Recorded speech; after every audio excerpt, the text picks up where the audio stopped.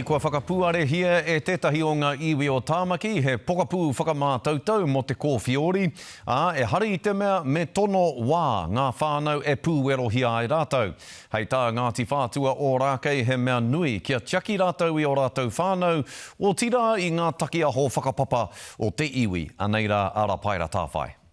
Rārangi mai ana mō te whakapapa te take.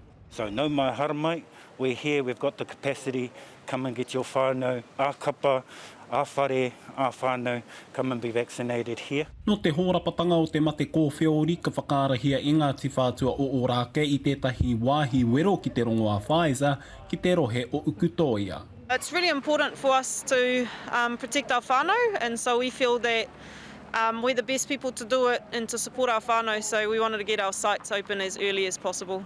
Well, we're a team of 5 million people and we just want to make sure that we are all good and safe and yeah. Kua tuwhera hoki ki ngā kapa o Tāmaki i runga i te mōhio ka tū te ahurei ngahau o Tāmaki, hei ngā wiki e haere ake nei. Ai, tātou o Tāmaki makaurau, me whai wāhi tātou, me whai koha tātou ki a tātou uri whakaheke hoki.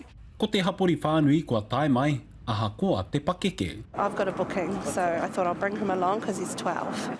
It's awesome because you get to keep your family safe and others. Be part of the solution, not the problem. Ko whakaarahia anō he wāhi whakamātautau anō hoki. We're increasing that layer of protection, and we want to make sure that our whānau are getting in first, so we will do whatever it takes to protect them. Ka tuwhera tonu e nei wāhi hei ngā rangi whakatā e tū mai nei. Rā paere tāwhai te karere.